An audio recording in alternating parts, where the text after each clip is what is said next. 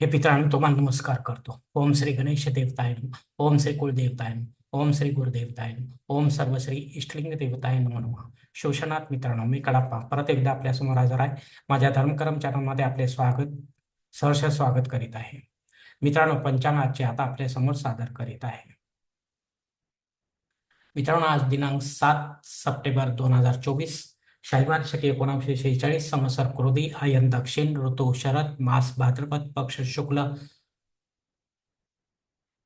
तिथे मित्रांनो आजची चतुर्थी तिथी आहे. सायंकाळी 5:38 पंचमी तिथीला सुरुवात होईल. वार शनिवार आहे. नक्षत्र मित्रांनो चित्रा नक्षत्र आहे. दुपारी 12:34 स्वाती नक्षत्राला सुरुवात होईल. योग मित्रांनो ब्रह्मा योग आहे. रात्री 11:16 ऐंद्र योगाला सुरुवात होईल. करण मित्रांनो विष्टीकरण आहे. सायंकाळी 5:38 भवकरणाला सुरुवात होईल. प्रमुख ग्रहांची राशी स्थिती पहाटे 5:30 वाजता अशी असणार आहे मित्रांनो. सूर्य आपल्या सिंह राशीत असेल, चंद्र तुळ राशीत, गुरु वृषभ राशीत आणि शनिदेव आपल्या कुंभ राशीत असणार आहे. मुंबई भागातील सूर्योदय असते याप्रमाणे मित्रांनो. सूर्योदय सकाळी 6:26 असेल तर सूर्यास्त सायंकाळी 6:47 असणार आहे. मित्रांनो, या पंचांगाच्या आधारे आता आपण आजच्या पूजेसाठी लागणारा संकल्प सोडणार आहोत. तेव्हा आपण आपल्या उजव्या हाताच्या तळहातावर एक पळी पाणी, थोडे अक्षत, एक फुल व फुलाची पाकळी घ्या आणि हा संकल्प म्हणायला सुरुवात करा मित्रांनो. हर ओम शिव शिव शंभूराज्ञे प्रवर्तमान सद्य ब्रह्मणोदिती परादे श्वेत वराह कल्पे वैवस्वत मन्वंतरे कलियुगे प्रथम पाती जंबुद्वीपे भरतवर्षे भरतखंडे मेरो दक्षिण दिग्भागे महाराष्ट्र देश व्यावहारिक चंद्रमान शालिवान शके 1946 प्रभावादी 66 संवत्सरांमध्ये क्रोधी नाम संवत्सरे दक्षिणायने शरद ऋतू भाद्रपद मासे शुक्ल पक्षे शनिवार वासरे चित्रा नक्षत्रे ब्रह्मा योगे विष्टी करणे चतुर्थी शुभतितो वीर गोत्रात उत्पन्न विकडा पमो पात दुर्दक्षय द्वारसी पार्वतीपती परमेश्वर पित्यात विधिवत पंचोपचार नित्य देव पूजा एवं इष्टलिंग पूजा करीशे. मित्रांनो, याच ठिकाणी हा संकल्प संपलाय. तेव्हा आपण आपल्या उजव्या हाताच्या तळहातावरील संकल्पाचे पाणी समोरच्या तामणात सोडून द्या मित्रांनो. मित्रांनो, या संकल्पाची वेळ मर्यादा दुपारी 12:34 आहे. या वेळेनंतर जर आपल्याला संकल्प सोडायचा असेल कुठल्याही धार्मिक विधीच्या संपन्नतेसाठी, तर कृपया आपण वरील बदललेल्या पंचांगाचा आधार घ्यायचा, नवीन संकल्प तयार करायचा आहे आणि या संकल्पामध्ये आपण करत असलेल्या धार्मिक विधीचा उल्लेख अवश्य करायचा आहे. तेव्हाच आपली धार्मिक विधी संबंधित देवतांपर्यंत पोहोचेल आणि त्यांचा आशीर्वाद आपल्यापर्यंत पोहोचेल. आपले जीवन अधिक सुखमय बनेल मित्रांनो. मित्रांनो, आता मुहूर्त विभागामध्ये पाहूया. यात धार्मिक विधी त्यांचे मुहूर्त काळ याप्रमाणे दिलेले आहेत. सर्वात प्रथम साखरपुडा यासाठी मुहूर्त दिले दिनांक 8, 10, 12, 15 आणि 16. डोळा जेवणासाठी मुहूर्त दिला दिनांक 10, 12, 15. बारसे करण्यासाठी मुहूर्त दिला दिनांक 8, 10, 15 आणि 16. जावळ काढण्यासाठी मुहूर्त दिला दिनांक 8, 15 आणि 16. गृहप्रवेश करण्यासाठी मुहूर्त दिला दिनांक 8, 14, 15 आणि 16. आता मुहूर्ताच्या दुसऱ्या भागात पाहूया मित्रांनो. मित्रांनो, उपनयन करण्यासाठी माघ मासाशिवाय आता मुहूर्त नाहीत. विवाह करण्यासाठी, वास्तुशांती करण्यासाठी, भूमिपूजन, पायाभरणी करण्यासाठी कार्तिक मासाशिवाय मुहूर्त नाहीत मित्रांनो.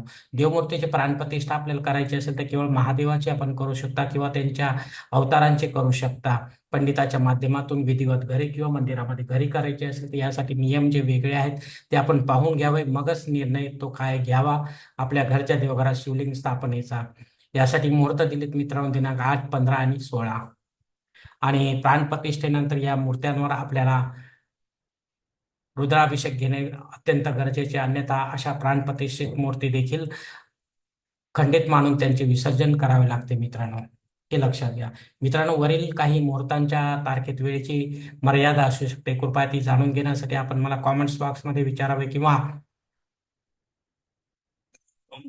योग्य पुरवठा संपर्क साधावा किंवा पंचांगधारकास संपर्क साधावा आणि मगच आपल्या जन्मकुंडलीनुसार आपल्यासाठी योग्य असा मुहूर्त निवडावा, जेणेकरून आपल्या धार्मिक विधीमध्ये कोणत्याही प्रकारचा व्यत्यय येणार नाही. आणि असा मुहूर्त जर आपल्याला मिळाला नाही तर कृपा करून आपण स्वतःहून किंवा पुरोहितांच्या मदतीने नव्याने काही मुहूर्त निर्माण करण्याचा प्रयत्न करू नका, कारण तो मुहूर्त नसल्याने त्याचे इच्छित फल आपल्याला प्राप्त होणार नाही मित्रांनो. हे लक्षात घ्या मित्रांनो.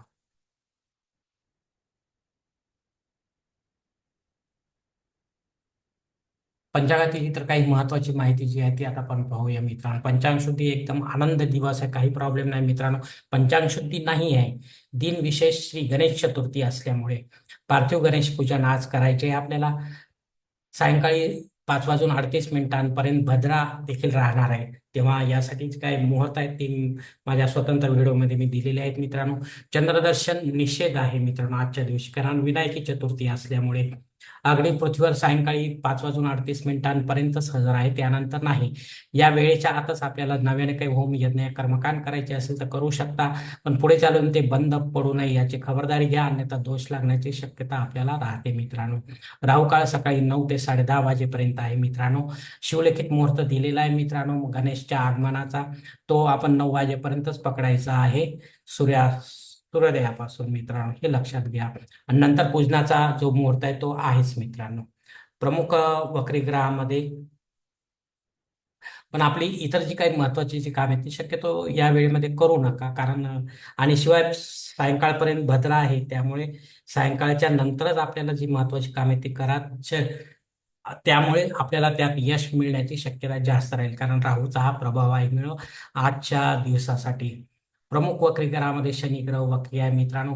हा गोचर शनी ग्रह वक्री जो आहे तो जातकाला जसा असेल त्याप्रमाणे तो फळ देणार आहे, शुभ किंवा अशुभ मित्रांनो. आणि आणखी काही महिने तो वक्रीच राहणार आहे मित्रांनो, हे लक्षात घ्या.